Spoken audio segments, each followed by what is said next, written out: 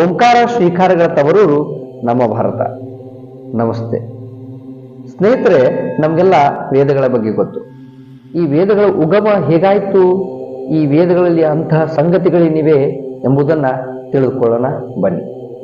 ಈ ವೇದಗಳ ಉಗಮವು ಹೇಗಾಯಿತು ಎಂಬ ಪ್ರಶ್ನೆಗೆ ಹಲವು ಉತ್ತರಗಳಿವೆ. ವೇದಗಳು ಭಗವಂತನಿಂದ ಅಂದರೆ ದೇವರಿಂದ ಪ್ರಕಟಗೊಂಡಿವೆ ಎಂದು ನಂಬಲಾಗಿದೆ.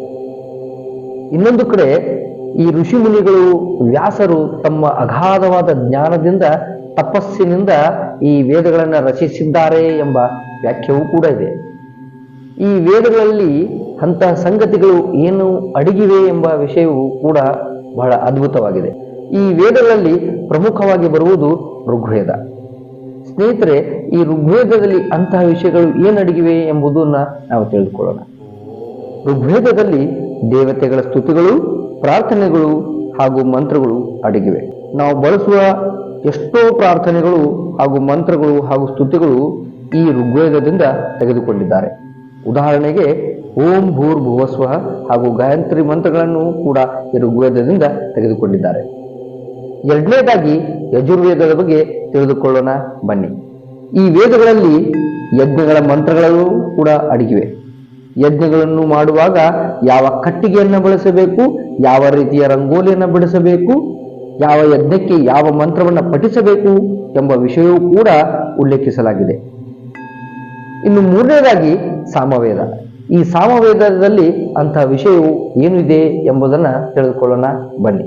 ಈ ಸಾಮವೇದದಲ್ಲಿ ಯಜ್ಞಗಳಲ್ಲಿ ಹಾಡುವ ಗೀತೆಗಳು ಅಂದರೆ ಸಂಗೀತ, ಗಾಯನಗಳಿಗೆ ಬಳಸುವ ಸೂತ್ರಗಳು ಸಂಗ್ರಹವಾಗಿವೆ. ಭಾರತೀಯ ಶಾಸ್ತ್ರೀಯ ಸಂಗೀತಕ್ಕೆ ಅಡಿಪಾಯ ಹಾಕಿದೆ.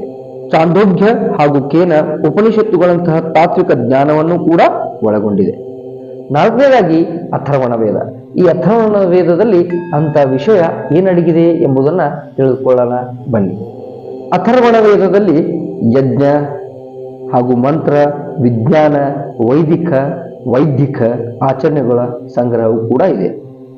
ಆರೋಗ್ಯ, ರೋಗಗಳ ನಿವಾರಣೆ, ಆಯುಷ್ಯ ವೃದ್ಧಿ, ಐತಿಕ ಸುಖ, ಶಾಂತಿ, ದುಷ್ಟಶಕ್ತಿಗಳ ನಿವಾರಣೆಗಾಗಿ ಇರತಕ್ಕಂತಹ ಮಂತ್ರಗಳು, ಔಷಧಿಗಳು, ಮೂಲಿಕೆಗಳು, ಯಂತ್ರಗಳಿವೆ. ಕೆಲವೊಂದು ಕಡೆ ನೋಡಿರಬಹುದು, ಈ ಲಿಂಬೆಹಣ್ಣು, ಗೊಂಬೆ, ಸೂಜಿ, ಕೆಲವೊಂದು ವಸ್ತುಗಳನ್ನು ಬಳಸಿಕೊಂಡು ಮಾಟ ಮಂತ್ರಗಳನ್ನು ಮಾಡುತ್ತಿದ್ದಾರೆ. ಇಂತಹ ಮಾಟ ಮಂತ್ರಗಳಿಗೆ ಬಳಸುವ ಮಂತ್ರಗಳು ಕೂಡ ಈ ಅಥರ್ವಣ ವೇದದಿಂದ ತೆಗೆದುಕೊಂಡಿದ್ದಾರೆ.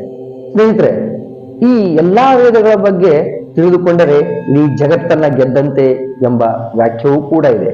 ಪ್ರಿಯ ಸ್ನೇಹಿತರೆ, ಈ ವಿಜ್ಞಾನದ ವಿಷಯಗಳಲ್ಲಿ ನಾವು ಎಷ್ಟೊಂದು ಸಂಗತಿಗಳನ್ನ ನೋಡಿಕೊಂಡು ಆಶ್ಚರ್ಯ ಪಡುತ್ತೇವೆ. ಇವುಗಳನ್ನ ನಮ್ಮ ಋಷಿಮುನಿಗಳು ಹಾಗೂ ವ್ಯಾಸರು ಎಷ್ಟೊಂದು ವಿಷಯಗಳನ್ನ ಅರಿತುಕೊಂಡು ಈ ವೇದಗಳಲ್ಲಿ ಉಲ್ಲೇಖಿಸಿದ್ದಾರೆ.